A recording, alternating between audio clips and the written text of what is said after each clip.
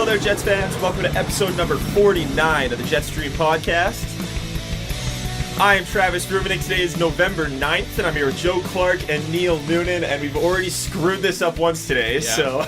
We had a false start. Yeah, we had a terribly false start. But you know what? We're almost at 50 episodes, and how many false starts have we had? That's the first one. It's actually the first Which is ridiculously... that's amazing. Yeah. That first episode should just be a whole false start, because that was just brutal. Have you listened to our old episodes? No, Not for a while. I have not allowed myself to do that. You'll be happy, because we sound so much better. Okay, that's Okay, well, that's good. I'm just kind of scared of it, to be honest with you. Oh, I don't blame you. Progress, fellas. Yeah. Okay, I have to bitch about something for a second here. Go ahead. Nice. Neil, I don't know if you... I think we've mentioned this to you. Joe and I are looking for an apartment right now. Yeah. And... I didn't know Joe was in on it. That was exciting. Joe and I are looking for a place. Trying to find a place to live. Fuck yeah, bud. Yeah. So we know the area we want to be in. We know the price range we want. We're looking around and shit right now. But one thing that just... I don't understand. I used to work in a financial institution. So I understand the thoughts of lending people money. And banks have to do background checks to make sure, like, yeah, okay, this person's not just going to take this, like, money that I'm supposed to give them for a truck and run away. Yeah. Fine. I don't understand, though, like, and if anybody listening to this is a property manager of some sort or has gone to this property, please explain to me why you need to pretty much give your left arm and your parents' left arm or somebody's left arm for your first apartment just to get, like, them to say, okay, you can live here. Yeah. I mean, it's not like... I don't get it because it's not like you don't know where I live. You're literally just giving me a roof over my head. If I don't pay you money... kick me out of the place. Why do I need to give you all of my parents' information or a co-signer's information just because I've never rented a house? Like, we both have steady jobs. Yeah. I have guaranteed income for the next 2 years. And it's only like they're only leased yearly, so they don't have to worry about what you're going to be doing in 2 years. Exactly. Yeah. Like, either Joe and I are just huge scumbags, no one trusts us, or, like... I don't know. I always try to, like, look professional when we go. Like, I wear my glasses and everything. Yeah. Now, Travis, did you have a beard when you went? Not for the last couple. Not Maybe what they I think you're young as fuck. Yeah, but maybe. still. Maybe. It's like, dude, you're still in high school. I look a lot, like, more innocent with this, I think. I don't look like a complete freak. With the beard, it's just like, what is this guy doing? Everybody's got beards. Beards is the style now. That's so. true. And it's not like we're looking at, like, these high-rise mansions. No. Like, we're looking at just typical first apartment places. like, They're not exactly luxurious by any stretch of the imagination. Yeah, they're like 2-bedroom apartments in 3-story walk-ups in the old area of the city. Like, it's not... Exactly. They're not fancy by any Does it have means. running water and walls? Yeah, exactly. Good enough. Yeah, is perfect. basically our standards. Yes. So, I don't know. It's just annoying because... just give me a place to live. Well, and it's not all of the realty companies, too. We've gone to some that it's just a reasonable Well, one of them application. was just like, okay, whatever, you might need one. But all the other ones have been like, yeah, it's your first part. Anybody social I've talked insurance to, number, like everything. Yeah, like, and I understand it for me. Like, you need my information, fine, whatever. Check my credit, make sure I haven't done anything stupid. But for that one place we were going to, they wanted like our parents. They wanted a letter. They told me flat out, this is your first apartment, you're going to need a cosigner. On their cosigner application, they needed a letter from your parents' company stating how much money they make a year. Wow. Signed by their boss. Like, are you serious? Why do you need that? My parents are just going to lie about this? That is like, aggressive. oh, they're already signing saying they're covering it. You've got, like, both of us, both of our families, who both have homes. Yeah. Like, I just don't understand. It's stupid. It's dumb. Yep. Maybe if people were just more honest in the past. Yeah, have to feel exactly. these That's true. repercussions. There's probably some reason why. Yeah. Oh, I'm sure there is, but I'm just saying it's annoying to me. It is, so yeah. Screw Pain it. in the butt. But Just like I'm sure there's a reason why Andre Pavlik's still a goaltender. Oh. Yeah, look at that transition. Yeah. Joe, are these Jets for real? Are these Jets for real? Well, they do exist in real life. Nice. Are these current Jets we're watching? Fuck you. Yeah, got him. Okay, yeah. Seriously, That though, is such an awkward place. I can't. Did you glue that on there, Neil? Yeah, he's a goalie. I can't get the coin. There we go. It's so awkward. He's stopping you from swearing. Oh my god. Okay, Neil glued a little. What are these guys called again? What are they? What is that? I don't know. Oh no, they have a name. If you're just listening to the podcast You're right now, so confused. just go on YouTube and watch this like 2 seconds just to understand why this is so funny. If you look at the swear jar, Neil glued on one of these little figurines. It's one of those little plastic dudes that like is dressed up in your team's jersey and he's wearing goalie pads. And you can't put money in because his butt is blocking the entrance. You can. You just have to try hard. You have to force it in his butt, basically. Go Speaking of which, okay, I don't know. What? Speaking of forcing it. Shane was talking to me Terrible after. transition. I don't care. This is hilarious. Shane was talking to me yesterday after we dropped you off. Okay. Where'd you drop me off? At your house. Oh, after yeah. we went to Sorry. the mall. Yep. My bad. So I drop you off. We're driving home. He said you guys said something about how if you put anal in front of any Ford or Dodge vehicle type, it is the funniest thing in the world. Yeah. So he's going through the list. This is something that at school, yes, post-secondary education. Red River, everybody. Yeah. This is what you learn. This is something that my teacher brought up, that if you insert the word anal in front of, any older Dodge product or Ford product name, it just has hilarious. For example, the Dodge Dart or the Ford Fusion. My favorite one is we were sitting there, we didn't really realize it, and I was just like, the Anal Ranger. Anal Ranger. There you go. My personal favorite is the Fiesta. Exactly, Neil. Anyways, do with that what you will. Or just don't. Or just ignore that. Get consent. It's ridiculous. Yeah, because it's just ridiculous. Anyways. Oh, man. Wow, that got off track. So, on to, how do I transition that to Jets hockey? Just don't. Okay. So let's start this again, Joe. Yeah. Are these Jets for real? Is this the real Winnipeg Jets we're watching right now? Can they keep this up? I think that it's somewhat for real. I don't think it's all for real. Obviously, there's questions about Pavlik's consistency right now. I mean, he's having one of the best stretches of his career, but we've seen him do stuff like that before. So, I mean, it's one of those situations where you just got to wait and see. Yeah. Is he going to keep it up or is he not? There's no way to know for sure. The past would say no, but things can change. They probably won't, but they can. Exactly. I mean, that game against the Penguins on Thursday night was fantastic. Oh, great game, yeah. I think that's the first time I was able to watch a Jets game and say they did exactly what you need to do to beat this team. Because I think did we bring it up last week? I can't remember if we did or not. How to beat the Pittsburgh Penguins, you need to get under their skin. I don't think so. I don't know if we've talked about that before, but if you want to beat the Pittsburgh Penguins, you need to piss them off. You need to get at them and you need to knock them off. That's how you stop Sidney Crosby. That's I think I brought this up when I was on Phil Nason's show this week. Okay, yeah. About how if you want to beat the Pittsburgh Penguins, we saw the Flyers do it in the playoffs a couple years ago. You need to get under Sidney Crosby's skin. I don't like him. I don't like any of them. Exactly. You need to piss him off, and you need him to not focus on scoring 800 goals and getting 5 assists in one period like he did last night. God. And get him focusing on you. Yeah. It was 5 assists in 34 minutes. That's like insane. Like that's how you beat the Pittsburgh Penguins. Yeah, it is, yeah. And they did that. They went out with a game plan of... Or so it seems. Oh, exactly. Yeah. And honestly, though, when's the last time you can kind of say the Jets approached that game perfectly? I can't remember the last time you could say that. I do remember a fairly similar game against the Penguins last year where it was kind of one of those up and down. I can't remember the exact dynamics of the game of who got under whose skin, but I think the Penguins ended up winning 6-5 or something like that. Yeah, it was like Al Montoya was in the net. Yeah. That was more of a... It was just another one of those games where it was just flying back and forth, chances at both ends, which is kind of what this one was like. A little bit, yeah. But there was just, a lot more animosity, as Dennis BX said about 35 times. I think the Jets did it a bit differently this year, though, in that they didn't try to make it a track meet, if that makes sense. Like, if you try to get in the track meet with the Pittsburgh Penguins, you're going to lose. And the Jets did lose this game. Let's take that in perspective. But when you look at it, like, you had the goals against were that one where it bounced off the corner weird, which you can kind of blame a bit on Pavlik, a bit on Buff for not getting back hard, where Steve Downey kind of took it, and then Buffalo was just like, screw you, and cross-checked him after the goal, and that was hilarious in my opinion. Yeah. And then there was Klitzum's just errant kind of bounced the wrong way or coming down, and then you get basically breakaway. And then there was one other breakaway, which, again, in my opinion, you look at and you say, okay, well, how are you giving up breakaways to Pittsburgh Penguins? But it wasn't Crosby. It wasn't Malkin. They took a lot of penalties, but I'm not a big proponent of fighting, and we're going to talk about one in particular in a few minutes here, but it just seemed like they knew how to get under... How they knew how to annoy the Pittsburgh Penguins, and they kept the game in check for the most part. They had great stretches of play throughout that game. Yeah.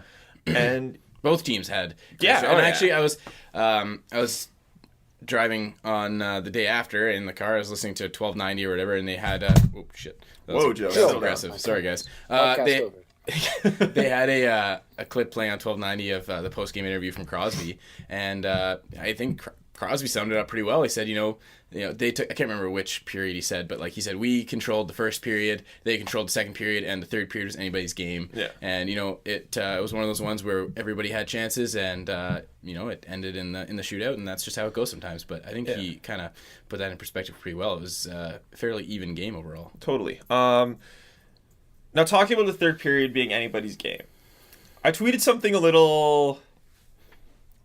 something that wasn't well received by a lot of people. Travis, you never do that. What are you talking about? Everybody always agrees with you. In the third period, I'm pretty sure it was the third period. It was a tie game. Yeah, at this point, it was 3-3. There was like 5 to 7 minutes left in the game. Okay. A Pittsburgh Penguin, I can't remember who it was, in my opinion, bumped into Ondrej Pavelec. People were saying he ran him over. Pavelec stayed on his feet. And if you're a goalie and you're staying on your feet, like, you probably didn't get hit that hard. But he did, but he bumped Pavelec, and there was no reason to do it. As soon as he did that, ref's hand goes up. You can see it. It's a penalty is coming. Okay. Jacob Trouba doing the old stereotypical, I need to protect every human being that's on my team thing, which is fine. I understand that. Instantly throws his gloves off and just starts throwing knuckles at this guy. Mm-hmm. I tweeted out instantly saying, no, Jacob Trouba, we don't need that. Yeah. You had a power play coming in a tie game in a period that you've done a lot of good. You tied the game in this period. You came back, a 2-goal deficit against the Pittsburgh Penguins. Yeah. You had the momentum, the great being that is momentum. Yeah. You had it. And now you just gave the Pittsburgh Penguins a power play. I think that's incredibly stupid. And everyone coming back at me was saying, no, you need to show that you defend your players, blah, blah, blah, blah. Like, I get that, and I get that there was a big team-building game for the Jets. Yes, like, that was the kind of game, as much as I don't like talking about intangibles and character and grit and all that stuff, that's the kind of game where you now know that everyone's got each other's back. Mm-hmm. We're in this together, guys. Like, everybody was all over the Penguins. There was 4 or 5 fights in that game. All you have to do to rationalize that decision and, say whether it was the wrong one or the right one is just look back on it after it's happened. He takes that penalty, after they could have had a power play themselves, and then, Pittsburgh gets a power play and Winnipeg doesn't. Yeah. Now he doesn't take that penalty. Winnipeg possibly scores, possibly wins the game regulation. Nobody says anything about somebody not standing up to the guy who bumped Pavelec. And you know what? Even if nothing came of that, and there was no fight, no power play, nothing, nobody would have said anything about nobody standing up for Ondrej Pavelec. It was one bump, one time, and somebody didn't fight the guy. You're not going to fight to take a power play. You're not going to fight every single guy who touches your goalie. You're just not. Yeah, you might give him like a cross check or shove him in front of the net, which happens after every single shot. Yeah. But you're not going to fight every guy who bumps your goalie. See, that's where my thought was coming in there. And like, I'm not saying he shouldn't have done anything and you should just let someone run into your goalie. Like, I'm not saying you should just let that happen. But when you are in a game like that, and it was so obvious, like, you had to know you were getting something there. Worst case scenario, go and knock him on his ass. Knock him on his ass, skate away. The ref is probably going to let you get away with that in that situation because he did run into your goalie. He bumped him, yeah. He had a clear path to the net, and he went and took it. I just don't see the point in throwing your gloves down and instantly taking away an opportunity to score and take the lead. Like, it just didn't make sense to me. Yeah. And I don't think it was necessary. I think it's good that he stood up for him. Fine, whatever. Stood up for him. You don't need to take a penalty. You don't need to give the Pittsburgh Penguins, who at that point were at like 50% on the power play. Yeah, they were. And you had shut them out so far, which is great. But you're giving them more and more chances to win the game. Can't be doing that, in my opinion. Yeah, I agree. Just you gotta be smarter. You gotta be smarter than that, I think. And a lot of the time, that standing up for your teammates is like a mindless thing. It's like a reflex thing.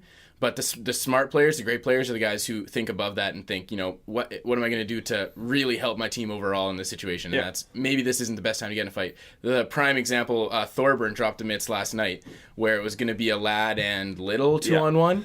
And what was the situation even? Like, somebody got hit, or I don't even know. Someone got hit or something like that. I don't know. I think somebody got hit. Yeah, he got shoved, or somebody got shoved into the boards, or some hit he didn't like, which was obviously... Or no, Thorburn hit somebody. Yeah. Kind of from he wasn't behind. It was a clean hit, and then he kind of challenged him, and Thorburn turned around and started fighting. It wasn't even an instant thing. No. The play had continued, and then as soon as the Jets had a 2-on-1 happening, the guy went and challenged Thorburn, and he dropped the gloves. It's another one of those situations where use your head. Exactly. Just don't. If you watch the replay afterwards, I actually have a video on my phone. I should have sent it to you, Neil. I have a video on my phone where they showed the replay of it, and as the play is going up the ice, it's like a behind the play kind of view. So you see Thorburn or whatever, and there's a shot of the Jets bench.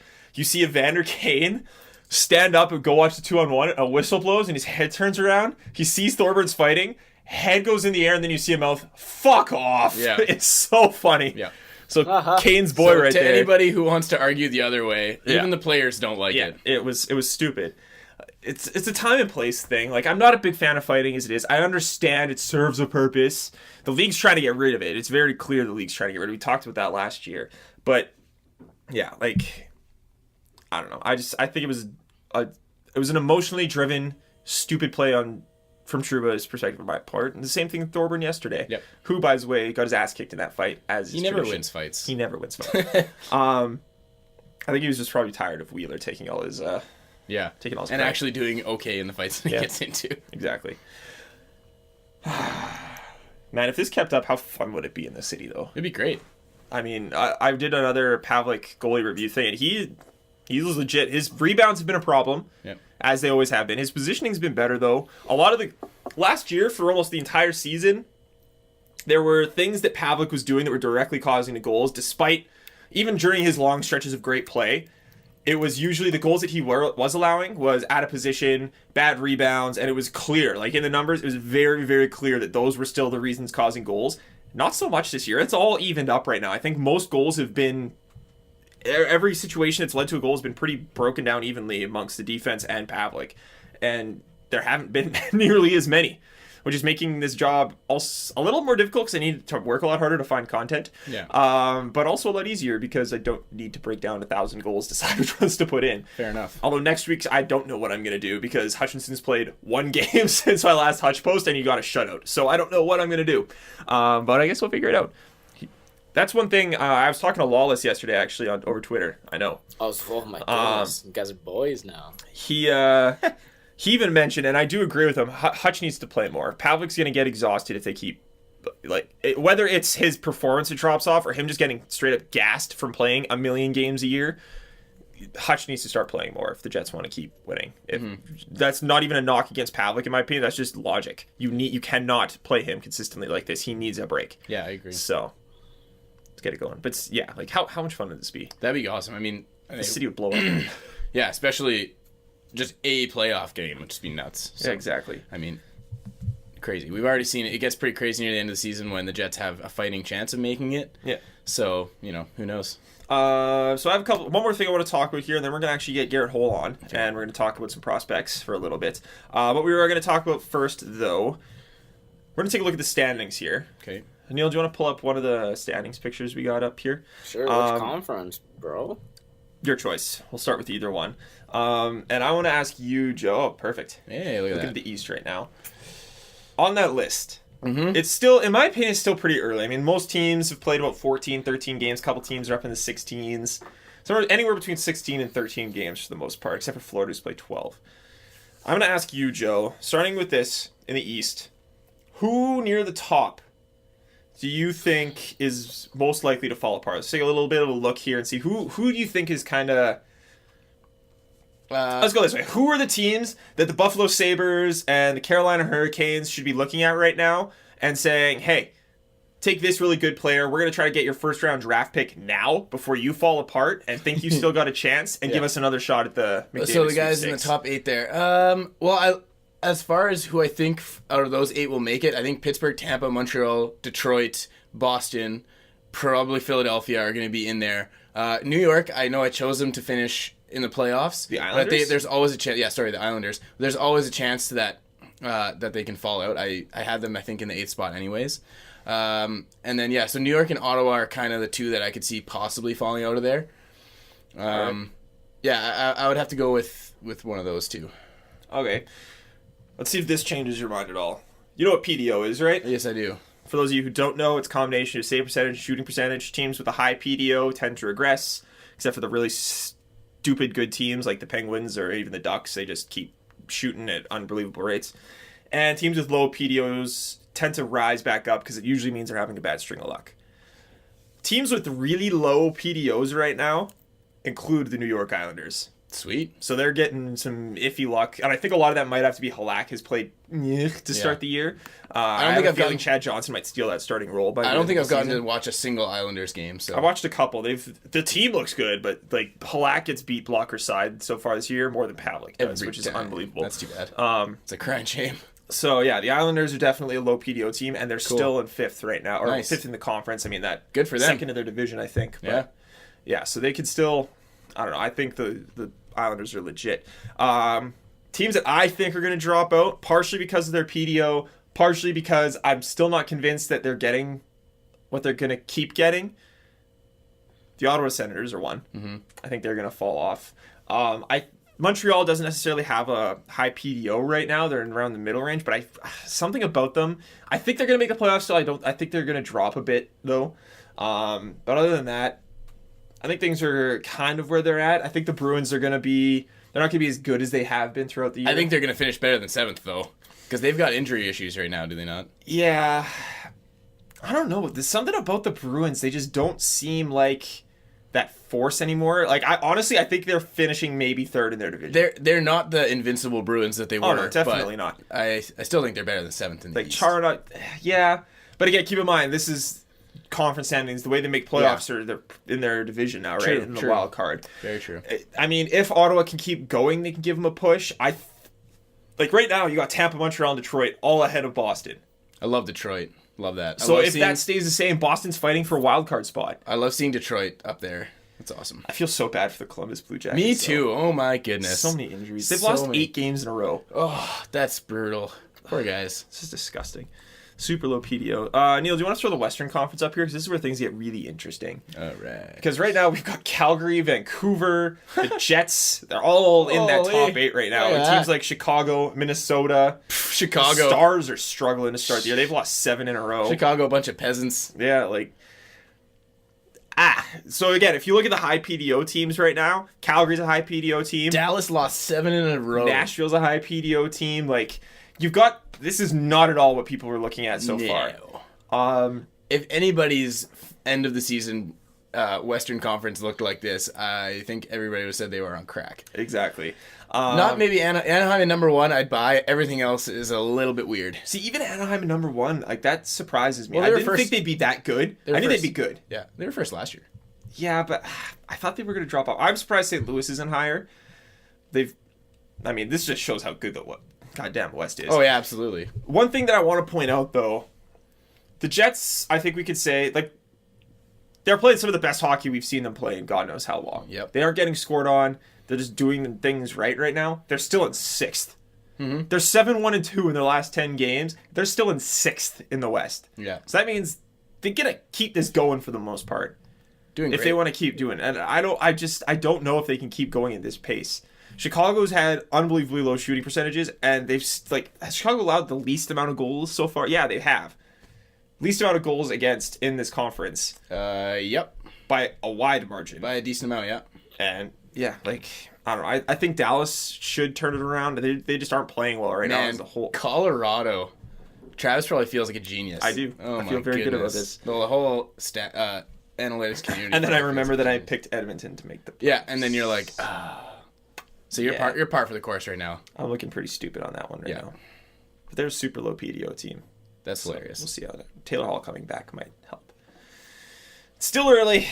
Very early. Actually, you know what? This puts it in good perspective. They've only played 15 games. Yeah. Like, the teams that have played the most have played 16 games. Yeah. We're not even close. We're about a quarter of the way through. It's almost. Ridiculous. So, everybody chill. Yeah. Chill out. We got a long way to go. It's absolutely insane. All right, we're going to take a quick pause here, and when we get back, you guys are going to be like a 3-second pause, not even.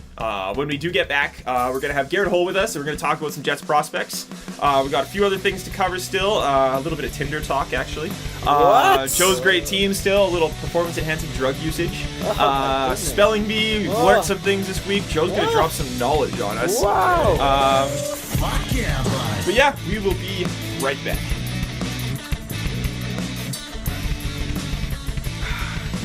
All right, we are back, and joining us as promised is Mr. Garret Hohl. How's it going, Garret? Waving your other hand because it is really weird. We have like a little, I don't know if you guys can see on the camera, but there's like a reverse little thingy showing us what Garrett's seeing, I think, and whenever he moves one way on the screen, it like moves the other way, and it's really trippy. Just trippy. And that makes no sense if you're not watching the YouTube videos. So, oh well. Great audio. Yeah, perfect. So Garrett, you have been working on a bit of a prospect kind of update for Arctic Ice Hockey, and I was hoping you could give us, I don't know, a little bit of a recap of what's going on and how guys are doing right now. And if I think Josh Morrissey is getting traded, I've heard. So if you want to, yeah, their team recently fired their coach, and there's a lot of talk that he's probably gonna get traded. I mean, the team's probably gonna rebuild because their two best players of last year, who scored like well over 50% of their points when combined. All right. Because I think Morrissey scored 30%, was in on 30% of their points, and I think Draisaitl was something like in the 50s, 60s. Oh my ridiculous. God. But Draisaitl's not being let down, or Draisaitl's not going back down, so it's basically Morrissey and no one else. I mean, they have like one overager who's doing pretty good right now, but other than that, so looks like they're going to go for a rebuild, and Morrissey might be traded away for a whole bunch of draft picks. Is it a good thing for him to get moved, or is it going to really affect him at all, or do you think? I mean, it kind of depends. I mean, a lot of people, the thing about development is no matter what, you can always like put a good twist on the narrative. It's like, oh, he's the only good guy on the team, so I mean, he gets that responsibility to, and like he gets to, carry the team. Or if he, gets traded to a good team instead of staying there, then you can say, well, he gets a chance to go for, deep in the playoffs. So no matter what, you can always like twist these narratives as being good for development. Yeah. It just kind of depends on what you're looking for, I guess. Yeah. All right. How's his season been so far? I honestly, to be completely honest, I have not paid any attention to the prospects so far this year. So has he been all right, or? Well, he started off really, really slow. He wasn't scoring that much compared to him. Yeah. I mean, I was kind of expecting maybe a bit of a slowdown because he was basically scoring a goal every second game, which is ridiculous for a defenseman. Yeah. So, like, I'm sure some of that was shooting percentage driven because, I mean, that's just ridiculous. Yeah, that's insane. For a D. So he's kind of dropped down a little bit. He's still doing very well. That didn't last that long. He scored a whole bunch of points recently and was given a WHL Player of the Week not too long ago. So sweet. Yeah, but I think he's just sitting just under a point per game. Awesome. So what about us elsewhere around? Actually, let's go into the NCAA a little bit here. I believe the Jets had a goalie not too long ago who was just fed. I think he won another NCAA Player of the Week. I can't remember what his name was. Yes, Jamie Phillips. After 2 seasons of this guy struggling as a backup, I mean, the first season, and then he was Helabuik and Kastorf have always been doing pretty decent. That's the other 2 NCAA goaltenders for the Jets. Jamie Phillips always kind of struggled a little bit. He did really well in the BCHL when he got drafted, but since then he had like a 907 and a 876 in the NCAA. But in the NCAA, it's not uncommon to have like really high save percentages. Yeah. So like that's not that great, but he's got a 957 right now. Wow. All right, turn it around. Yeah. Hopefully. He's Pavlicking it right now. Yeah, it's only 8 games, but he's doing very well so far. So that's good. See if he can he turn won a bunch corner. of awards. He's got like he had a bunch of shutouts. Yeah, he's just been doing well. All right, well, fingers crossed there, I guess. I think I'd be kind of foolish to not ask about the one prospect that I think everybody really wants to know about, and I'm assuming it would be Nick Patan. How's he been so far this year? He's kind of having a weird season. He's just, last time I checked, I haven't checked in the last 2 days, so all my information might be 2 days old. Oh, shucks. 2 days off. Just ruined. Dude, a lot can change in 2 days. Yeah. That's true. That's true. He only had one goal last time I checked, which is really Wow. he's more of a playmaker than a goal scorer. He had one goal and 12 assists in 12 games played. It's not bad. He's playing right now on the top line with DeLeo and Bjorkstrand. Mhm. So DeLeo, who's also a Jets draft pick, he used to be the second line center, and Patan was the first line center. But I guess they wanted to stack up all their offense on the first line. I mean, it's a new coach since their old coach is now Pittsburgh's head coach. So, so Patan's been on the first line. Bjorkstrand and DeLeo have been scoring points like no other. That's good to hear. I mean, Patan's still over a point per game, which is, good, but not as crazy as Patan, who at this point last year was trending around 2 points per game. But some of that is just like the team's gone a lot downhill. I mean, last year they had ended up having 7 players who were over a point per game. The team is a lot stronger. Their defense core has just been decimated without. I'm trying to remember his name, Pouliot, and what's the guy who got drafted by the Minnesota Wilds that everyone always makes fun of? Dumba. Dumba.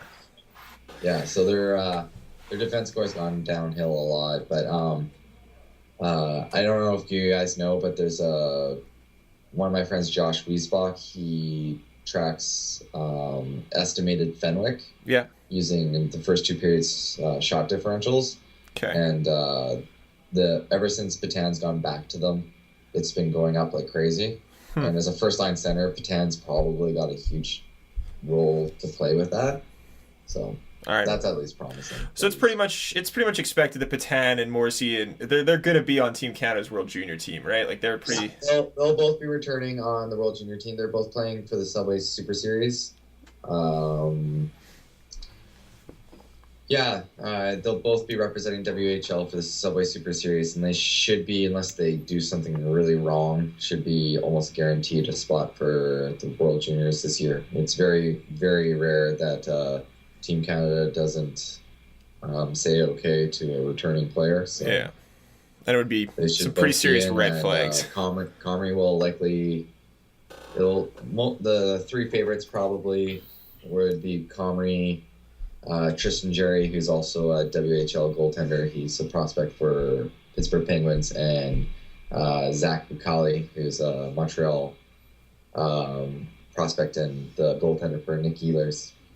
All right. Team. How's Ehlers been so far this year? Their team is like both Morrissey and Patan. He's on a team that's not quite as good as they were the year prior. I mean, losing Drouin, it hurts. A bit of a hit to their team. Just a little bit, not too much though. You know? Like the top 10 scoring junior players in modern history. So. Yeah, whatever. Not a big deal to lose him. But I mean, he's got 15 points in 12 games, and for a team that's not scored that many more points than that, so he's doing pretty good. I mean, I would like to see a little bit more. I like to see him. I mean, it's always difficult when when you look at statistics where it's like how people are scoring and how people are playing.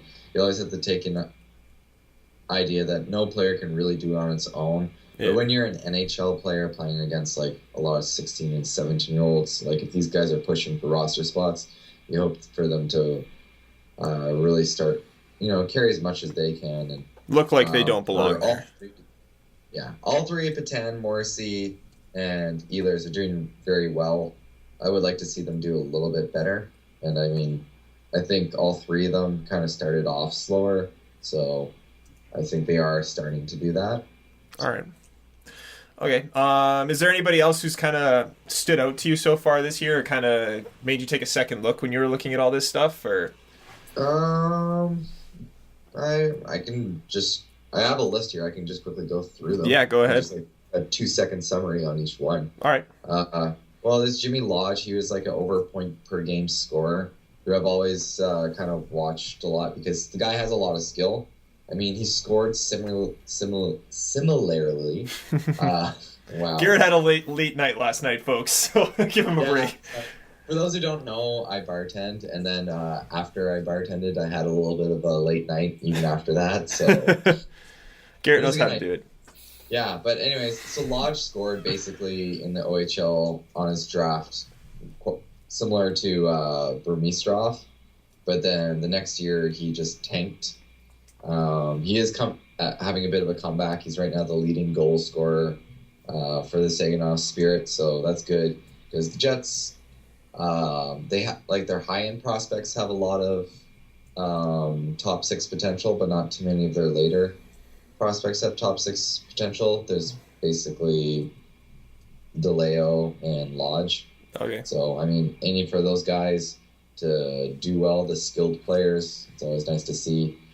Kostolak is always been a big favorite of mine because I always like very two-way defensemen who aren't like crazy point scorers, but they can move the puck. They're not stay-at-home style defensemen, and he's been playing very well. He's got 10 points right now in 17 games, playing for Rimouski, who's one of the best Q teams going on right now.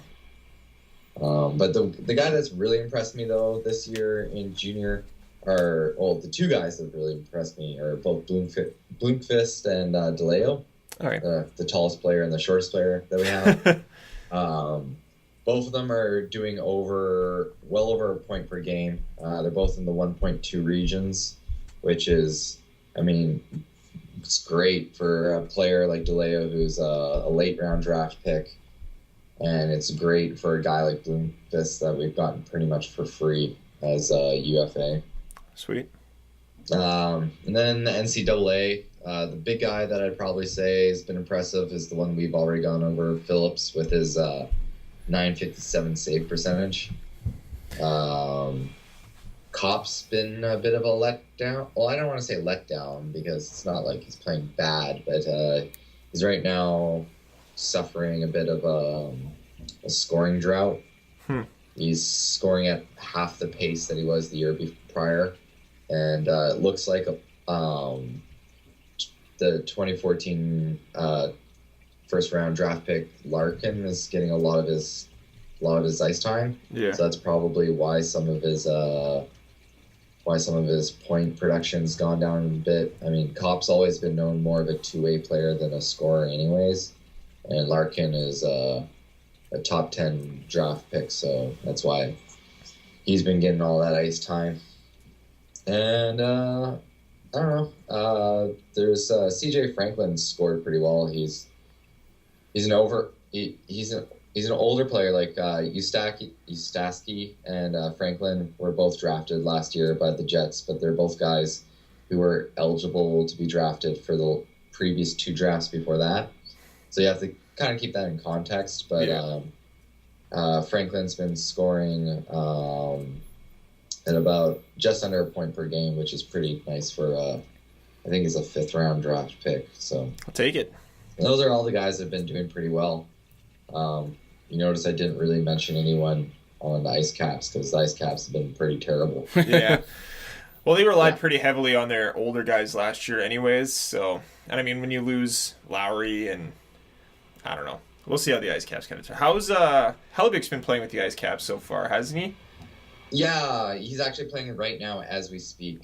It's 1-0 for the other team with 8-7 shots. But yeah, right now the Ice Caps have the worst goals against per game in the AHL. Lovely. That's what we want to hear. So that's what happens when you lose your number one goaltender, I guess. Yeah, they lost Hutchinson. I mean, it's kind of Pasquale always got a lot of. I don't know. The fans never were really big on Pasquale. Well, the ones that I've talked to, yeah, they always found that he was a goalie that would make a lot of saves, but never when it counted, and always would be a weak one. Mm-hmm. But he always had a decent save percentage. And then also Hutchinson was amazing in the AHL, and then they lost Gordon who was a huge player for them, and Morat and Samson. Those 3 guys were top scorers for them. Jaffrey right now is injured. Not a lot of things going their way, it sounds like. Yeah, they have a lot of injuries on the players that they expected to help the team a lot. Like the Jets usually sign 1 AHL or 2 vets to NHL contracts just to, bolster the team. Mm-hmm. Last year with Samson and Gordon, those players were both well over 2 shots per game, and they're a huge part of the Ice Cap scoring. This year they signed Brouillard, who's a defenseman, and I think he only played 2 or 3 games and then got injured, and he's not even with the team. He's still in. They're on a road trip right now, and he's still in Newfoundland. All right, well, hopefully they could turn it around, because that was definitely the saving grace for a lot of Jets fans last year, to be able to watch the Ice Caps. That would be an playoffs, ultimate 180 from the season last year. Yeah, They did really well. Well, yeah, that's the HL. They have crazy turnovers. Yeah, absolutely. That's why it was so unreal that unless you're like Tampa, unless you're like the Chicago Bulls, who like to spend on AHL bets every single year, you tend to go all over the place. Yeah, for a long time the Moose were that team that were always kind of. They weren't always great, but they at least kept it going. I mean, I remember going to Moose playoff games all the time. So, but yeah, thank you, Garret, for your time. It's greatly appreciated. We'll probably be bothering you every once in a while to get you to give us some updates. But I think we're gonna go let you get some sleep now, because sounds like you had a late night. So thanks again. If you guys have any questions for Garret going in the future, follow him on Twitter. Garret, what's your handle again? It's Garret Hohl. GarretHohl. All right, there you go. So follow him on Twitter. His stuff's on Arctic Ice Hockey as well. Neil, are we going to take another break in between here to set everything up? No, we're going to keep rolling. All right. Thank you very much, Garret. We will see you around. Thank you guys for having me. Later, buddy. All right, later, buddy. So we're going to stay on a bit of the OHL side of things. I'm going to ask you guys a question here first. Sure. Joe and Neil. This is going to be fun. Have either of you guys ever used Tinder before? I have not. You have not used Tinder. Neil, have you ever used Tinder? Absolutely. Yeah? Curiosity gets me. Explain to everyone what Tinder is. Yeah, what do you, like, I've heard that it's actually great. I mean, I've heard 2 sides of Tinder. I've heard that it's, a place that people just go when they need to find a hookup, but I've actually heard, like, Joe, I know you listen to the Steve Dangle podcast. Sometimes. One of the hosts, Adam Wilde, he met his current girlfriend who's living with him now, I believe, on Tinder. So I think you can use it in different ways, but anyways. yeah, Neil, explain. Yeah, like, give us Oh the- my goodness, yeah, like I not used it productively. I used it to see what was going on. So you link your Facebook profile with this Tinder thing. Okay. And then it gives you matches as far as like your friends, friends, and everything. Like it does the whole Facebook thing. Yeah. And it you feel awful when you're doing this, but a match will come up, and you can either flick right and a big nope comes up on the screen, or you can flick right and it says something else, like I don't know, something like yeah. So every time if you both like if you swipe flick the same way, then... yeah, if you flick nope, nothing happens. But if you and that other girl who will come by you at one point both flick yes, then the match happens, and then you guys can talk to each other. I see. But the thing what people love about it is that it's so quick, and you just go nope, nope, nope. Yep, nope, nope, nope, nope, and it just becomes like a quick. You can go through like 100 girls in like 5 minutes. Just nope, nope, Wow. nope. All right. I mean, obviously that goes both ways. The girls doing the exact same thing. No, and I mean, of course, it's kind of a Kickstarter sort of thing, I guess. But Equal opportunity, I guess. the internet can be a dangerous place. And I guess Peterborough Pete, Greg Betzold, and Belleville Bull Jake Marchment each kind of learned this recently. Yep. They were both suspended from the OHL for 15 games apiece because of some Tinder problems they've had. And, I mean, obviously, I've heard a lot of talk about Tinder. I've never used it before, but I've heard it's one of those apps where as soon as you get in a relationship, it should probably be deleted from your phone. Just because. Just for safety reasons. Yeah, like you don't want to, like, everyone knows what it's there for. Just to find so relationships or find a hookup. Just like, that's so what that it the is. intentions are clear. Exactly. Just get rid of it. before I get into why these guys are suspended and stuff like that, I want to kind of take a bit of a different tune on this. Obviously, this summer was not exactly the best summer for the NFL. No. Things kind of got out of hand. Ray Rice's situation was a big one. And then a lot of all their talk about domestic violence and all this stuff kind of really took off. But the one thing that was really annoying me was all these hockey personalities and hockey people kind of coming off and be like, oh yeah, we're fantastic. We're great. We never make mistakes, blah, blah, blah, blah, blah.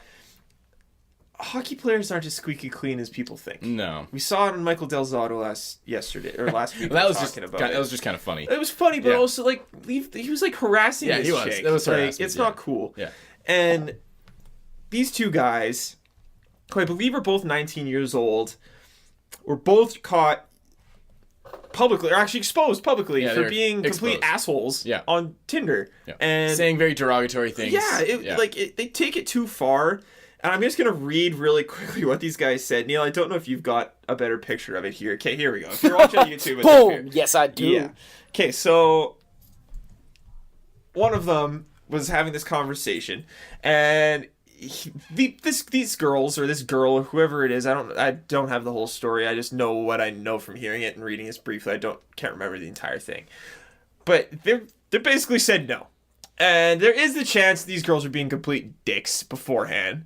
But all the only actual information we have is just these. Yeah. And then, so I mean, all this is still, I think, alleged. I mean, they were suspended for reasons. They're being punished for it. Yep. But I'm just gonna quickly read what this one says. So the one that says is from Chad. I believe that's from Jake Marchment, who's using another name because his dad, I believe, played in the NHL for a few years, and he knows that he's in the public eye. That's the way it is. So I guess this girl said no, and he responds with, "It's because you're so ugly and on Tinder, we all thought it would be easy. I hate when dirtballs try to be hard to get, like you're a dirtball, just sleep with me." Wow. She responds with laugh out loud, "Okay, if I really wanted to sleep with you, I would. I clearly don't, so get over it. Clearly you're pretty used to getting turned down because it sounds like you're the one you use that one a lot. So go find a real dirtball because that's who's going to fuck you, not me."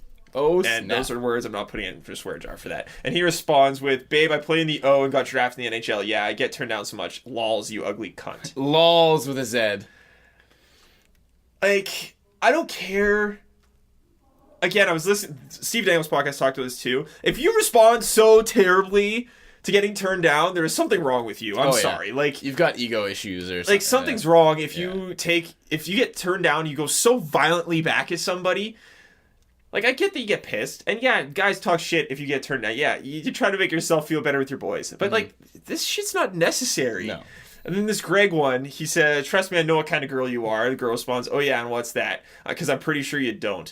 He responds saying, "A purebred," spelt like eating bread, not like you were being bred. Like B-R-E-D. Yes. He spells it like bread. Purebred, like rye bread. Or like, this is just some pure, delicious bread I'm going to have for toast.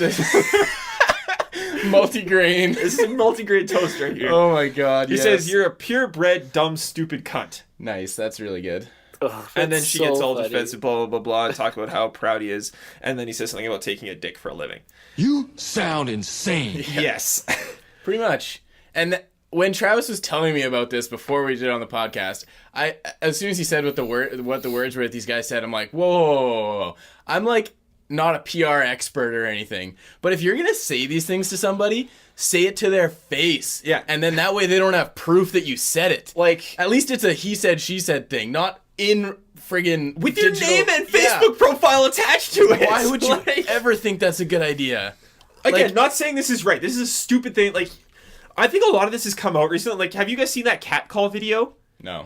Neil, have you seen it? No. It's this video where they follow this woman around in New York for like a full day or 10 hours. She just walks around New York, and well over 100 guys are just sitting there and just start catcalling her. Yeah, and the whistling. And like, it's not just whistling. It's like, "Hey, baby, blah, blah, blah," and just saying shit to her. It's like, dude, she's not... And the guys legit just, like, follow her because she's not responding and just keep going with it. Yeah.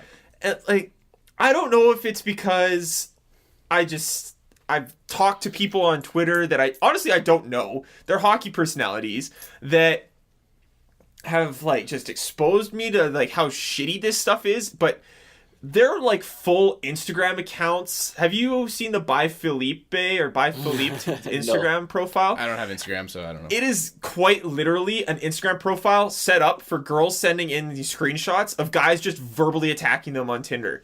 And There's probably a lot. oh, there's tons. Yeah. And like, I knew it is shitty to be a girl Yeah.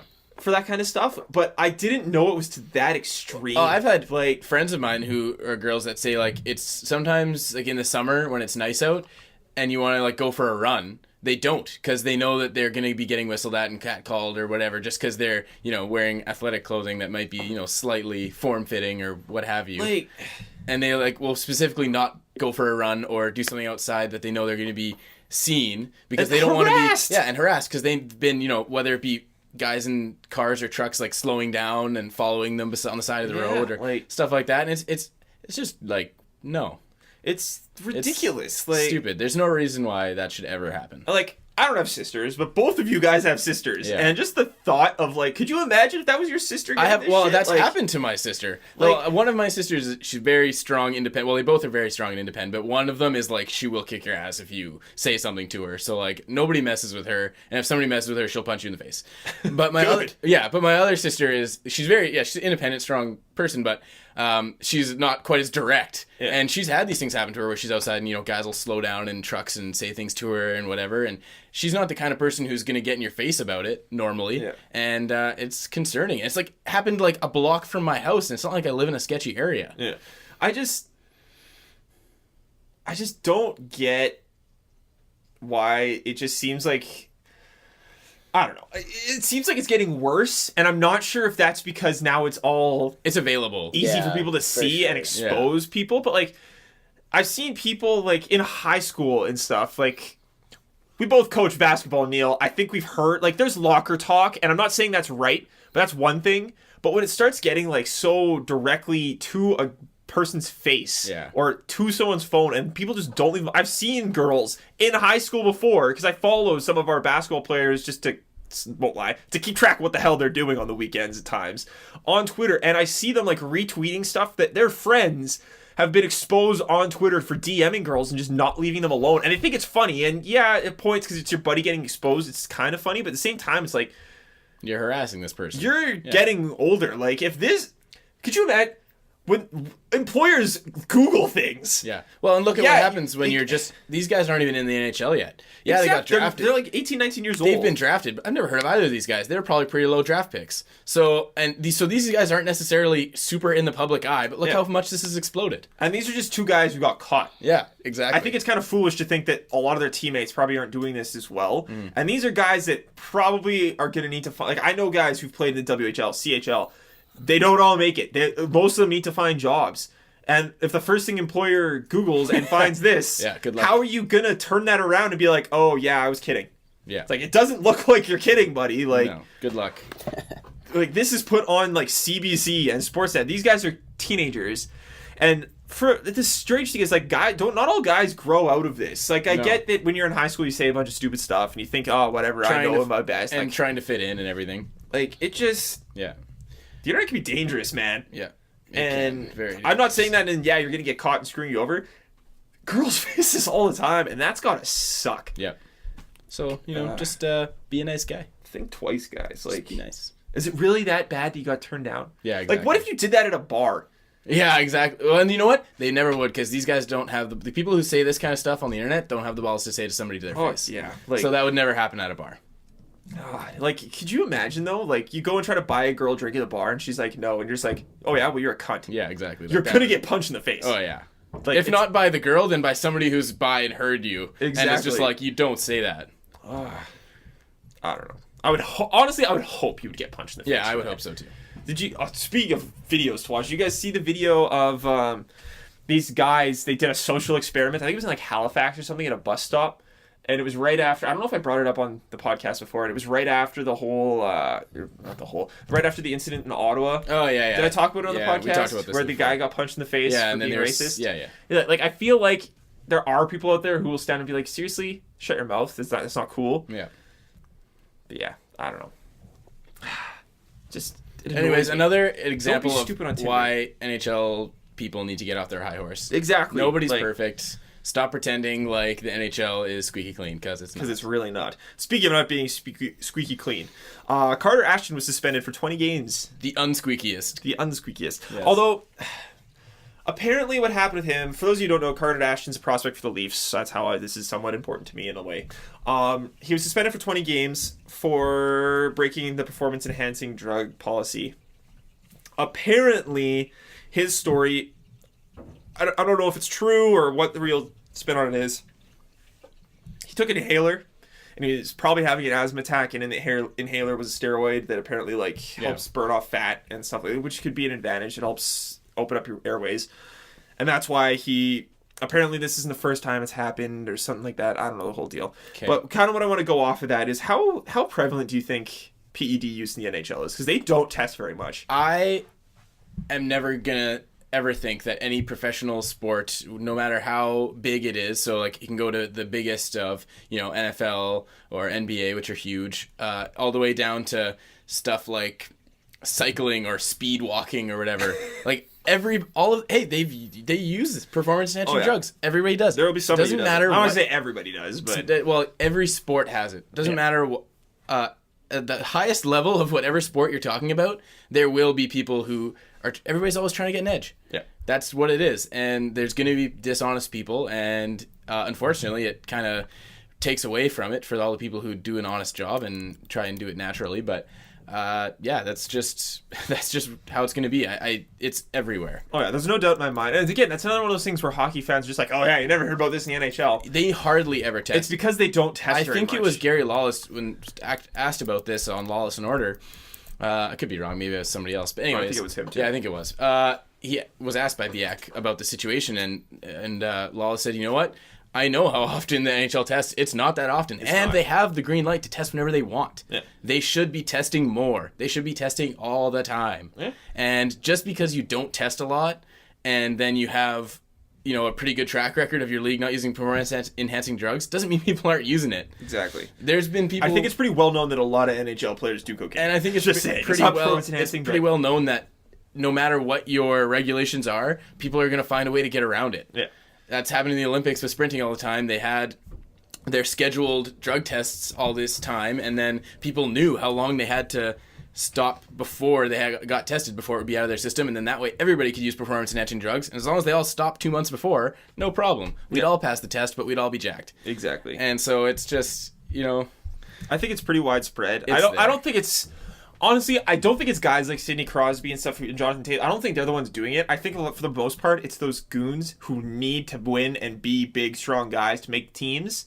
And they're like, I'm sure after the Derek Bukard thing and his stuff went down, I'm pretty sure they found out that he was getting pumped up with a lot of stuff. And a lot of it's probably painkillers and stuff like that so guys can play 82 games. Probably one of the most abusive sports out there. Yeah.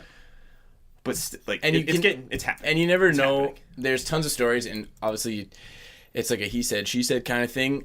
But you never know how many of these guys are not aware of what they're putting into their bodies as well. Mm-hmm. A lot of these guys, they go to a nutritionist, and the nutritionist says, "Okay, this is your diet. This is what you need to take for your workout supplements. This and that and the other thing." And it's the guy, the athlete, is saying, "Well, it's his job to give me the stuff that I need, so I'll believe him." And it could be something that's not what they should be taking, right? Exactly. And a lot of the times when people get caught, they say plead ignorance, so you never know if they're telling the truth or not. But yeah, I think that's also out there. It's not just the athletes. Yeah, for the most part, like as an athlete, before you take me, you should be asking. Yeah. And figuring out, okay, is this legal? Like, remember when our buddy was starting to play volleyball? University volleyball was freaking out about taking like protein because he wasn't sure if it was okay. Yeah. Like, if you really want to know, you can find out what you're taking. It's not that difficult. Exactly.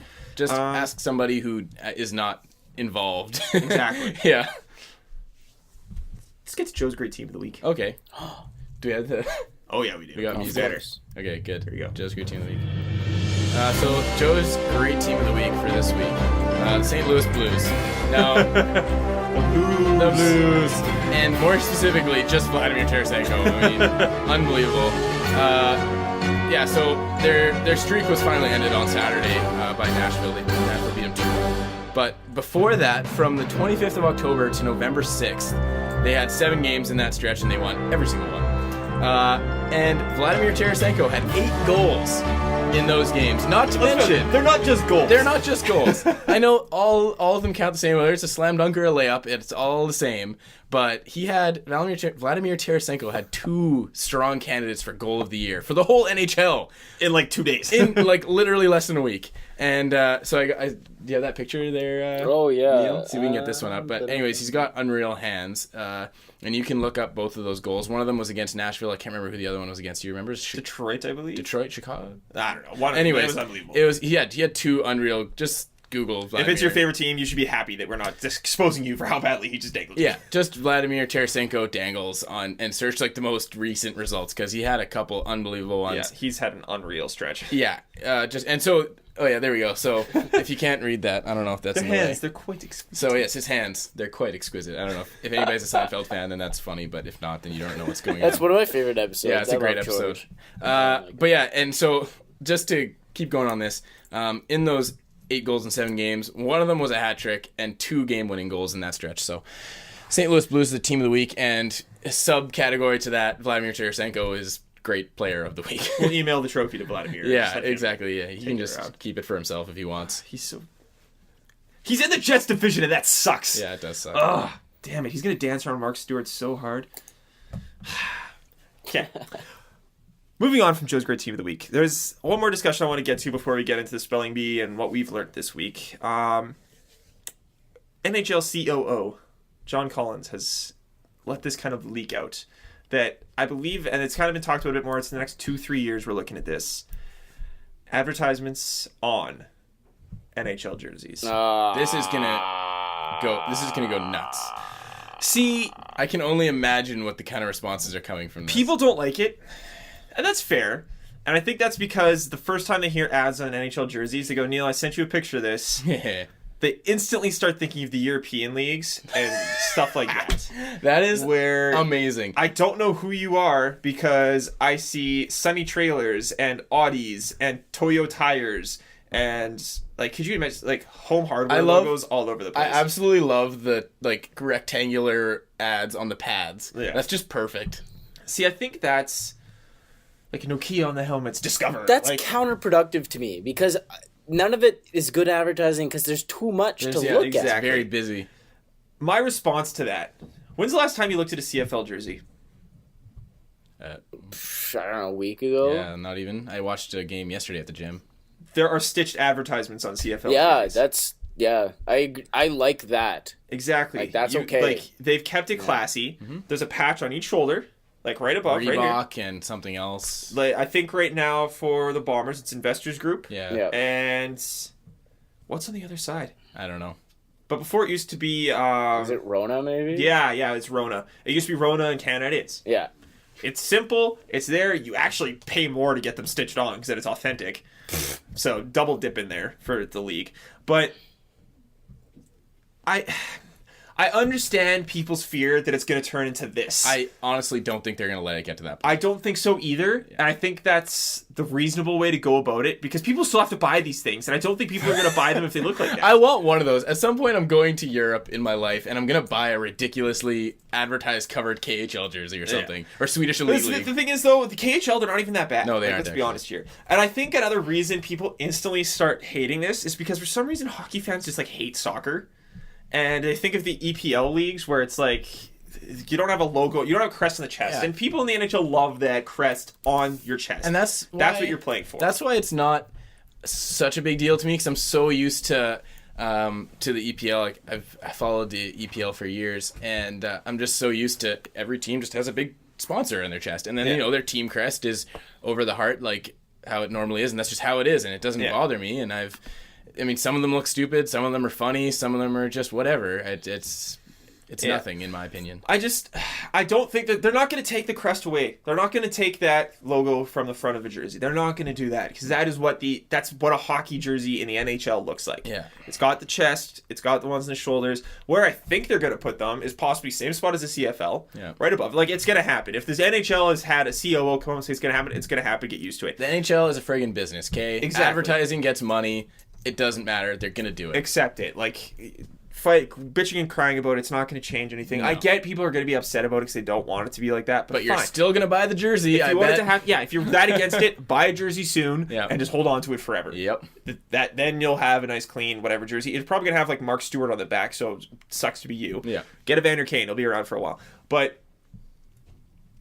it just accept it. Put one on the butt, fine. Put one on the bottom, back of the jersey, fine. Whatever. Do that. Yep. There's no teams do well with that. There are area of their lots jerseys anyways. of tasteful ways to do it. There are. You don't need to make it some huge thing. You don't need to overdo it like this. It doesn't have to be that. And it Fine. won't. It won't be like that. Like the NHL of any other league ever is so much more focused on their history. Exactly. And That keeping things the way they are for as long as possible. Yeah.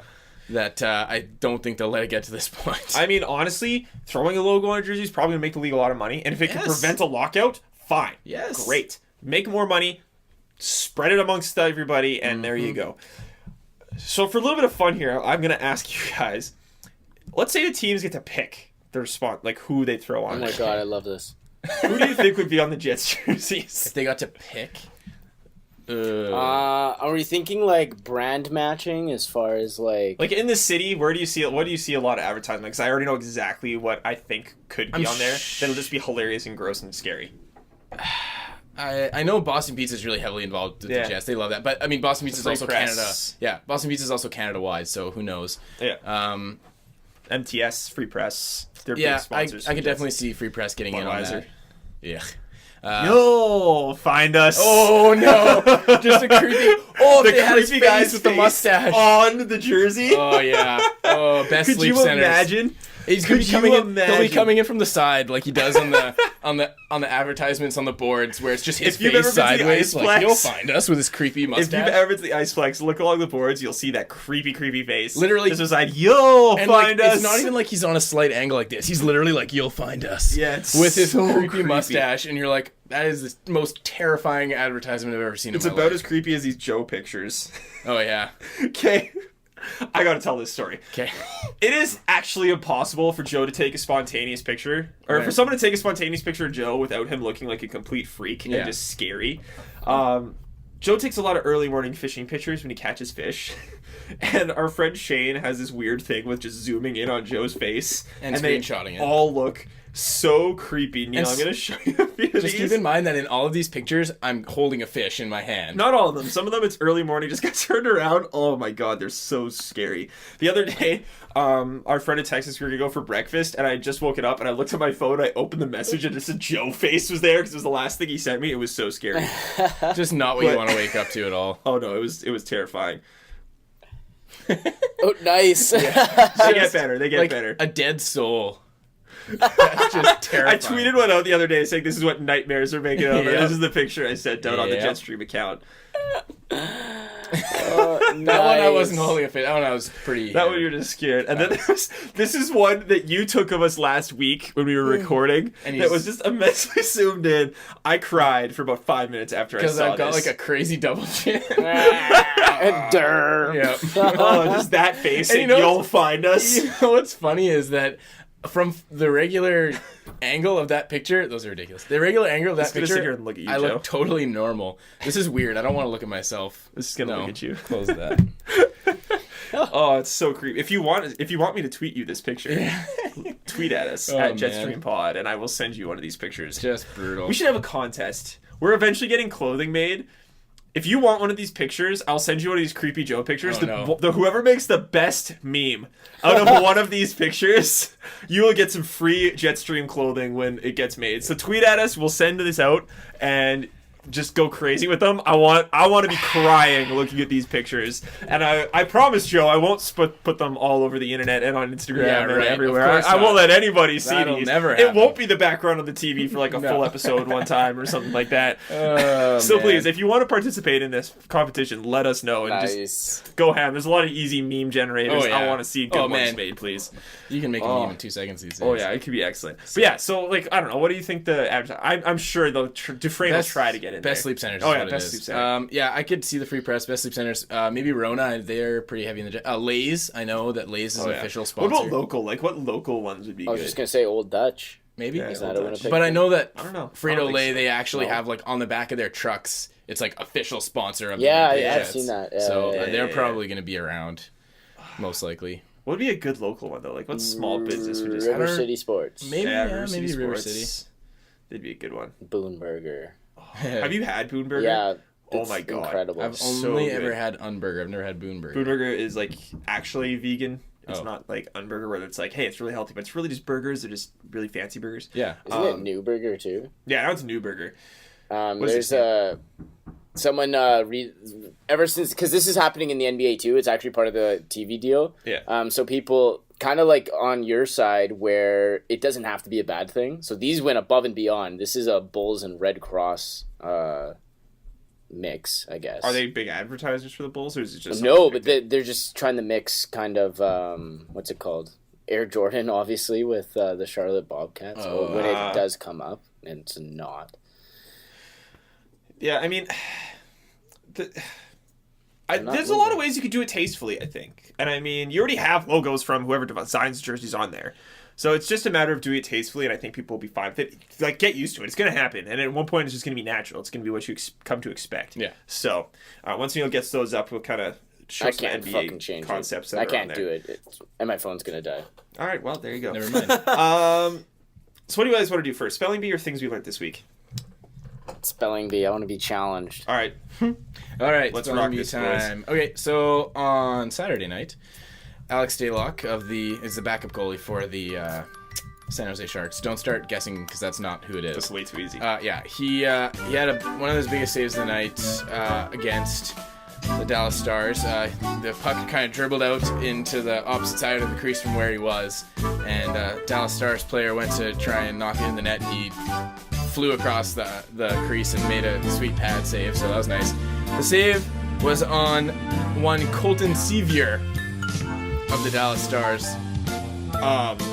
Colton Sevier. Savior. We don't know. You know we don't. This is a good one. Colton Sevier. Colton Sevier. Sevier. Where's he from? Canada.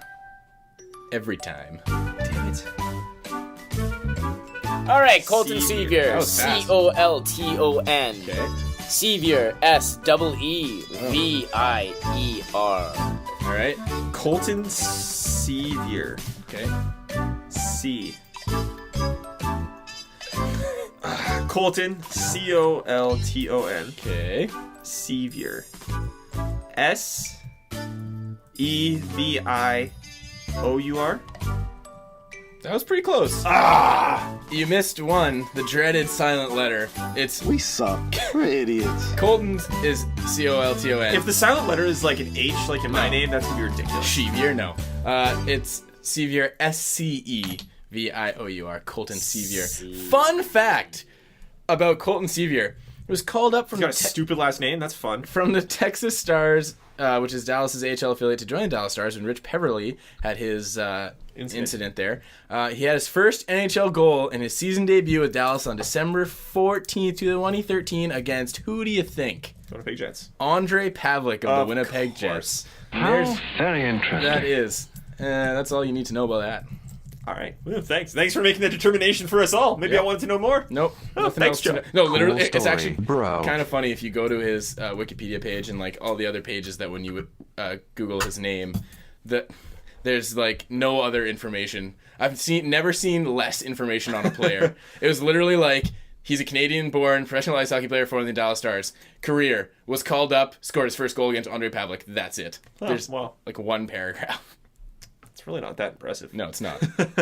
Okay, well, before we get to things we learned this week, I think Joe wants to drop some knowledge on us, I think. Sure, yeah. I had somebody from work ask him some questions. Not from work. He's a teammate of mine from my men's league soccer team. But he asked. Does he listen to the podcast? I think so. He asked me about otherwise it, and I he's told him where to find it. So AJ, if you're listening, this is for you. So basically, you cannot answer these questions in person. Refer him to the podcast, Yeah. and that's where you can get the Yes, knowledge. exactly. So he So thanks for listening, bro. he said that he asked these same questions to Gary Lawless and hasn't gotten any answers yet. So Well. sorry. That's Gary. Gary. You're letting the team Get on down. it, Gary. Gotta get a Gary Lawless drop. Gary. Someone saying his own name. That'd be fun. Just perfect. Yeah, so anyways, the questions he asked... Actually, I didn't even write down the questions. Hold on, let me get these. I have the answers. I just don't have the questions. We're trying to run a podcast. I know. Here, Joe, Tell me about it. Well, and you're just screwing around so- over there, dropping names that we don't know how to spell. One of the questions was, when are we getting a WHL team? What I found on that was actually from Gary Lawless, which is kind of funny. But basically what Gary Lawless said, the last update I could find on any information involving this process from March of this year, said that the Jets did kick the tires on the purchase of the Kootenay Ice as recently as last summer, but deemed the addition of the third hockey team to their portfolio as an overload. Management felt it needed to get a better handle on its NHL franchise. No kidding. And the possible relocation of its AHL club before spreading itself any further. So we know that it'll be at least a year or two, possibly more, before the Ice Caps relocate. So we're going to have to be waiting at least that long before True North thinks about possibly getting a WHL team in the city. So there's the answer for that one. And then he was also curious when there might be a 24CH docu-series or like something like that for the that they did for the... Oh, way to go, Travis. Whoops. Yeah, we have a Bop It in my hands right now. Did you guys remember Bop It? Very distracting. I don't care. No kidding. Not like I'm in the middle of something or anything. Well, I wanted to play with the Bop It. Anyways. Whoops. So rude. Anyways, yeah, he was curious when there might be a docu-series behind the scenes for the Jets. And that's... Well, as far as 24/7 goes, HBO's not going to be involved this year and probably not in the future. Yeah, I don't NHL... think this 24CH thing that Montreal has, that's not even HBO either. No, sorry, I meant 24/7. Okay. Yeah, but 24/7, like HBO is not really going to be involved and probably won't be in the future because NHL wants to sort of handle this stuff themselves. And they say it's going to be a better experience for the fans and everything, but really they just don't want somebody outside exposing stuff that they don't want get exposed. They can say it however they want, but whatever. The Jets are going to have a behind-the-scenes special when they host an outdoor game. Again, that's not for sure, because they usually not... don't do it about the Heritage Classic. Yeah, but they're not sure if it's going to be the Heritage Classic or the Winter Classic. It'll probably be the Heritage Classic because it's Canada. Either way, that'll be the time it happens. This is where I think it might be a bit sooner than that, or it might come eventually. TSN doesn't have much hockey anymore. They don't. All they have is... They still have the Canadians, or no? Is that done now? I think they still have the Canadians. They have... They don't have the Leafs. Oh, no, they have the Leafs. They have the Leafs and the Jets still. That's it. They don't. They lost Montreal. I think they lost Montreal. So they have the Leafs and the Jets. They have the Leafs and the Jets for their local So there you stuff. go. You might get something about the Jets and Leafs from TSN. That's what I'm thinking, is that they might eventually try to expand on that, because they don't have TSN Jets anymore, which I think is a blessing in disguise, because now I don't have to pay for a useless channel that only has stupid games and dumb commentary. Heyo. 24CH, that, again, I think it was TSN that ran that on the Habs, and Oil Changes Sportsnet ran. That was their decisions to run that. Yeah. I think if there was the two, the Leafs would get something first, because you're going to have a much bigger market for teams wanting to see behind the scenes of the Leafs. And this True North doesn't strike me as the kind of organization that says, hey, let's open up the doors. Yeah, they don't come across as that. They would have to be told by TSN or by the NHL that this is happening. See, they don't have... The thing is, they don't have to do that, right? Like, it's up to the team. Their classic True North, we don't want to piss anybody off, so we're not going to say no. They'd still keep quiet if they could. I think where it comes into that, where they feel like they need to, is if they start looking bad. If things start looking terrible in the city, like let's say the Jets, again, I don't want it to happen, I think it might or will. Let's say the Jets fall off again and things really start like they stop selling tickets. Like it's a lot easier right now to get Jets tickets in the city than it's ever been before. Oh yeah. Will that change if they keep winning? I think so. Yep. I think the demand for tickets will start going back up, because personally I have no intention of buying tickets to games except for coming to watch the Leafs play this year, because I don't want to watch a team get their ass kicked. But if they're going to keep putting performances up where they did it Saturday against Ottawa, they looked good. If against the Pittsburgh Penguins, where it's one of the best games you've seen them play in years, that's where people are going to start buying tickets again, because they want to see a winner. This city is not a city that's going to sit here and buy tickets for a losing team. We have the Bombers for that. And a lot of people... Bomber game... How many people were at the last Bomber games? There's like nobody there. I didn't even go. There's like no one there. You had a free ticket opportunity. I had to pull your leg to come to one of them. Yeah, that's true. And then we left at halftime. Maybe I might go. Like, yeah, that's true. I also am not a huge football fan, but exactly. Like, even you're running out of people who, the people who haven't gone to Jets games yet, for the most part, it's because they can't afford it. Mm-hmm. and they're not gonna, because they're available to them now at a cheaper price. Those people aren't gonna go and spend their money again to watch something they're not gonna enjoy, right? Like, Yeah. they're not gonna. I'll go watch the Leafs play because I feel like I'm paying to watch the Leafs. I'm not paying to watch the Jets. Yeah. And even if the Leafs lose, all right, fine. Everyone else is happy. It was a good atmosphere. It's a win-win for the most part. Mm-hmm.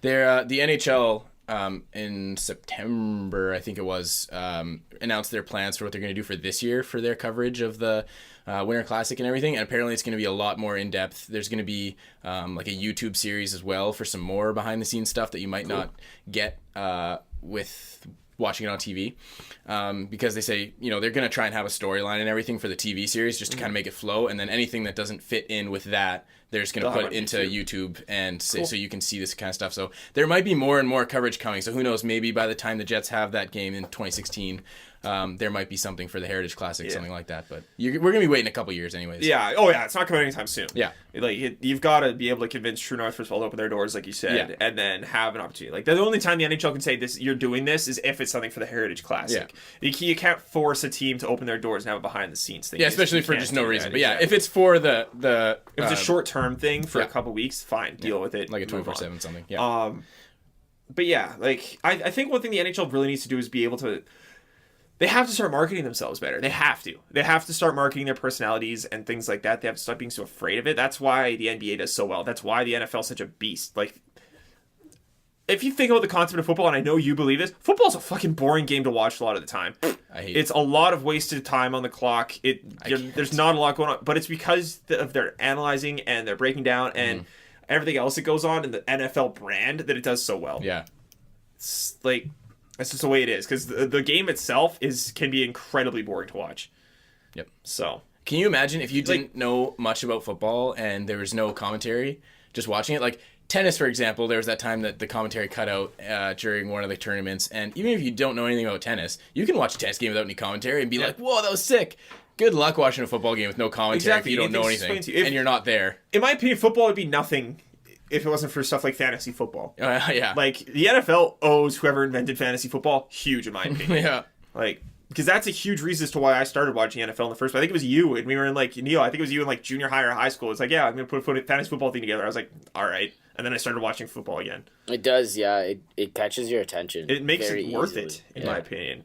Unless you, like, really get behind a team, like, and even then, it's one game a week you're watching. It's not that big of a commitment. And I don't, like, I think that's a big thing missing from the CFL is teams move around so much that people just... And players move around. If you can get a good fantasy football thing going for the CFL, where people have some sort of commitment into it, I think you start building the league. But well, and stars change so often. Like, a running back shelf life is, 3 years? Yeah. Quarterbacks are the only thing people that a casual fan can relate to. Yeah. And that you can't even see their face all the time. And exactly. In real time, a football game is incredibly long. Oh, yeah. Yeah.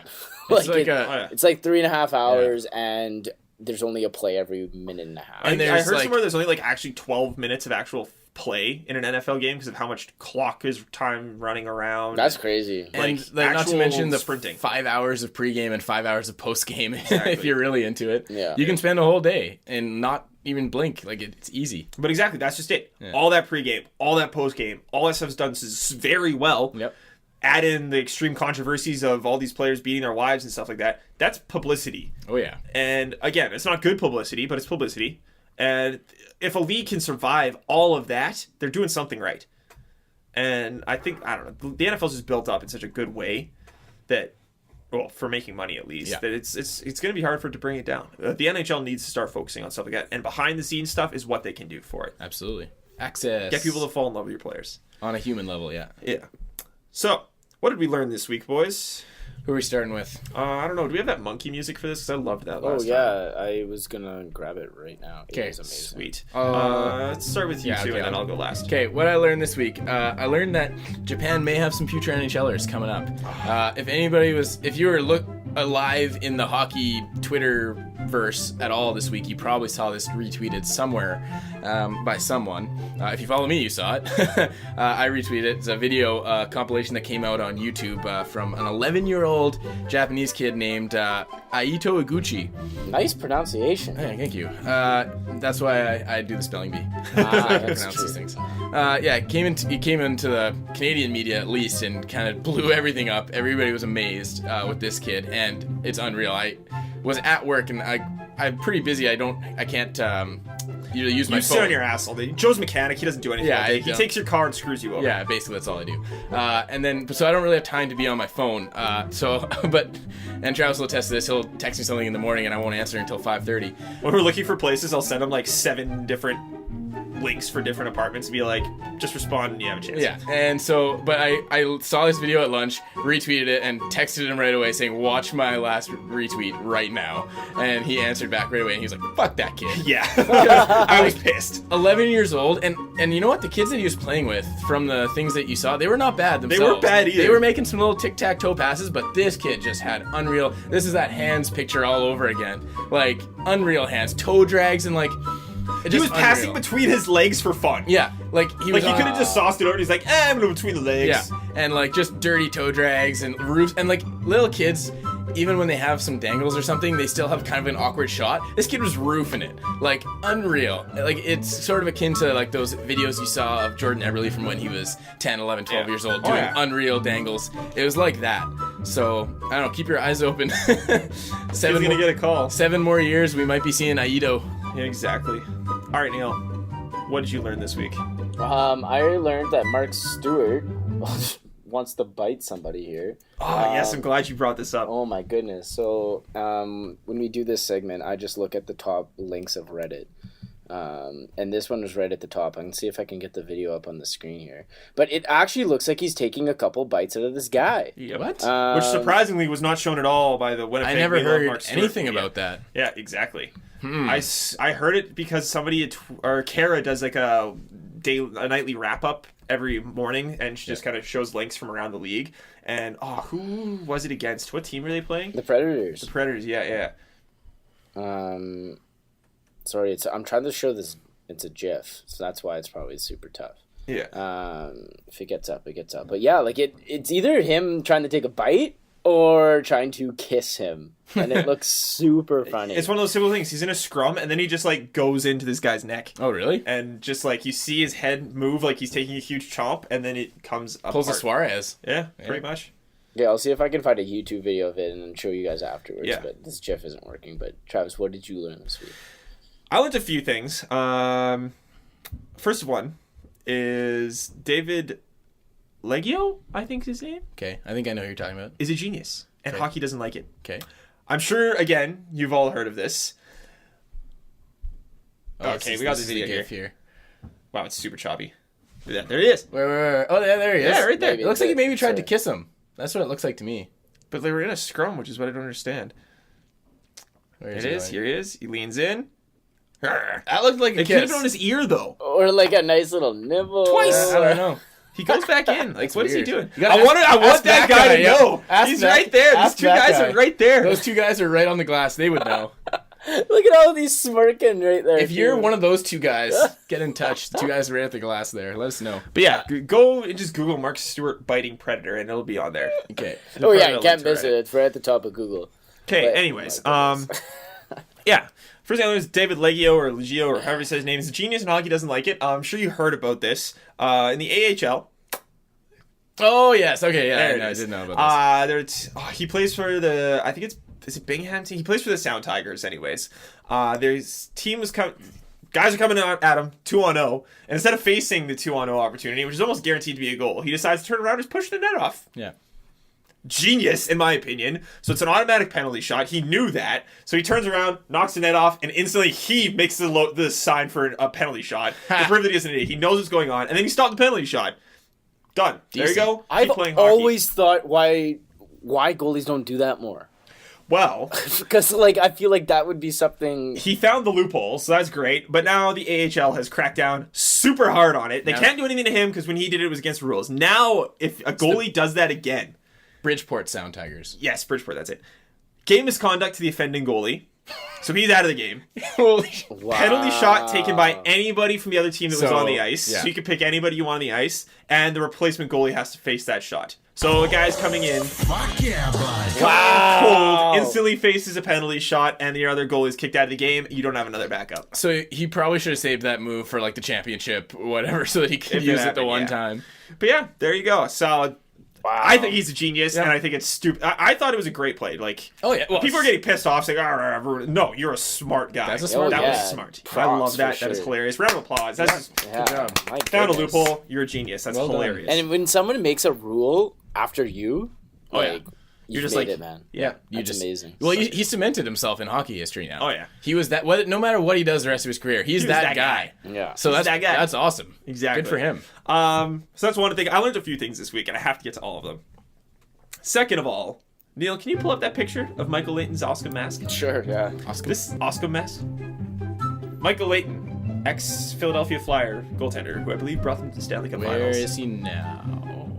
Exactly. I Yeah. think he plays for the Phantoms now. Exactly. He designed. The AHL's kind of having this like goalie mask off thing to see who's got the best mask. Cool. There was one shown today that featured Will Smith as the Fresh Prince of Bel-Air. It's pretty top notch. That's funny. But this one is excellent. As soon as Neil gets it up, it Yeah. features a minion Oh, nice. From Despicable Me. Yes. from what me? Despicable Me. There's a Despicable Me. I was like, No. what? Look at that. That's hilarious. That's pretty good. It's a little chief guy. He's got the full headdress on. It's Chicago Blackhawks Oh, yeah. team. So who's... Minion Hawk. Yeah, pretty much Minion Hawk. I love that helmet. That's It is awesome. Awesome. That's It is really fantastic. There's a Minions movie coming out, eh? Yeah. They Get have their outta own. here. Yeah, they have Just their own- featuring the Oh, Minions. Yeah. great idea. For Watch sure. the trailer. It is funny.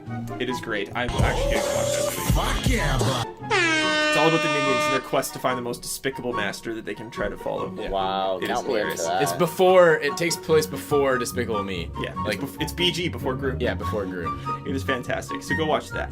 One last thing I learned this week. There's one other picture that Neil can pull up here. There we go. The Dalai Lama. Likes, He's a Bruins fan. Loves the Bruins. So now we understand why they win things. It's Dalai Lama's fault. Yeah. I don't like you anymore. That's a great picture. I know, it's hilarious. He's got the hat coming on. So is that recent? Him putting yeah, it that was like Bruins hat a on? week or two ago. Yeah. Someone Oh, just gave him a man. hat and he put it on. And I was like, Jeez. what the hell, man? Still looking good. Yeah. Looks exactly the same. Yep. Yeah. So yeah, Dalai Lama is a Bruins fan. Good enough. And you know what? On that note of sadness and what I don't like because you should be a Leafs fan, we are done for the week.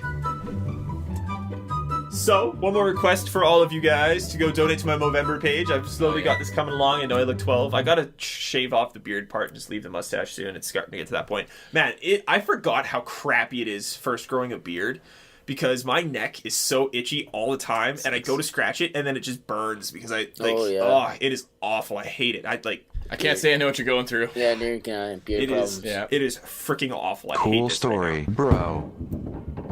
Something just blew up upstairs. Whoa. I don't know if you guys heard that, but that was terrifying. So yeah, if you want to get a hold of us, send us your memes for Joe Face. Hashtag Joe Face. Yeah, hashtag Joe Face. Let me know if you want to get the pictures. There's 4 of them, and you can make the best meme out of any one of them. It'll be awesome. Maybe I'll just tweet out all 4 of them and just tell people to go after Yes. it. The best one, you'll win some stuff. Hashtag JetStream at JetStreamPod on Twitter. That Movember link will be on the Arctic Ice post when I make it. So if you want to donate to my Movember cause, I got $20 from my homeboy Curtis. Donate to that. It goes towards Curtis. You know Curtis. Oh yeah. Okay. Yeah. Yeah. Drunken Joe Transcona night, Curtis? Yes. Come on, Joe. Yes. I still have that scar. Yeah, Joe had a scar from our Transcona night. Yep. It's right there. Epic. Yeah, I know. That's how drunk he was. Still there. Going down manholes. Don't remember where it came from. Check out the website, www.jetstreampod.com. Email us those submissions if you want, or if you just want to talk to us or tell us what we should talk about. Or if you have questions, jetstreampodcast@gmail.com. You can also tweet those questions at us. If you want to talk to me on Twitter, it's at THRUBENIUK. Joe is at JoeW_Clark20. And Neil is at Neil Noonan, NEILNOONAN. And if you want to watch that video of that Japanese kid dangling, it's my last retweet. Yes, because Joe doesn't tweet much, Yeah. so Because It'll that's be on like 4 days ago. Subscribe and rate us on iTunes. Please give us a rating. Leave a comment if you want as well. Subscriptions are also great. You can just download episodes if you really want to. But subscribing is just so much easier. We just appear on your phone. I won't even have the post up, and people who subscribe will start commenting on it. And it is great because I'm like, oh, everything's up and ready to go. Here we go. Awesome. Check out ArcticGuysHockey.com. That's where you'll find things. Whoa, the Anaheim Ducks replaced Corey Perry on injured reserve. What happened to Corey Perry? He has the flu. He has the flu and he's going on IR? Yeah, because he's missed like a full week already, so it must be pretty bad. I hope he doesn't have Ebola. Oh my god. Yeah, He's in that area, though. He can wear that. Sound He insane. can wear that sexy Ebola nurse costume that you found. Oh, yeah. I sent Joe a picture. We were looking for Halloween costume, or I was looking for Halloween costume, and I found it. They had an actual costume of being a sexy Ebola nurse. That's so I was like, that's just stupid. bad taste. Like, God. Yeah, he just texted me that picture, and I was like, "What the actual fuck?" Exactly. Like that is so stupid. Settle down, everybody. I'm going to go play some Bop It. So, thank you all for listening. I'm going to have a lot of fun with this game for about 5 minutes until I get bored and remember why I don't have one of my own. Jesus Christ. And you know what? Go Jets, go. You have one at your house. You've got to. I don't. I never had one. Yeah, I never had one either, but that's because I'm horrible at it. Spin it. Pull it. Spin it. Come on. Bop it. Spin it. Twist it. Bop it. Can you win? Twist it. He's a high score though. Like it keeps your score, so like you're always gonna try. I didn't hear him. Oh, sorry, we were talking. Should take the headphones off. No. Score 11. Oh, okay. Keeps your score. I see. Bop it. Twist it. I wonder what the all-time high score in Bop Oh is. god, Spin it. figure it out. Spin it. Twist Well, it. yeah. During the episode, SpongeBob has a friend named Gary. Yeah. That's where I got it from. Spin it. Spin it. Pull it. Bop it. I'm gonna get a SpongeBob drop. I just goes Gary. Twist it. It didn't do it for so long. What was your score? Game over. Score 16. Nice. 6. We're gonna see what the all-time world record for Bop It is. Bop it all time. So you just got 16. My guess is like 300. My guess is like 1,000. Yeah? I'm gonna say 300. Oh, it has a maximum score of 250. Oh, weak. So you can be. So you can win. I was wrong. Bop It Extreme 2. I don't know which one that one. That's extreme too, yeah. Yeah. Oh, Bop It. Yeah, I'm done. Get out of my life.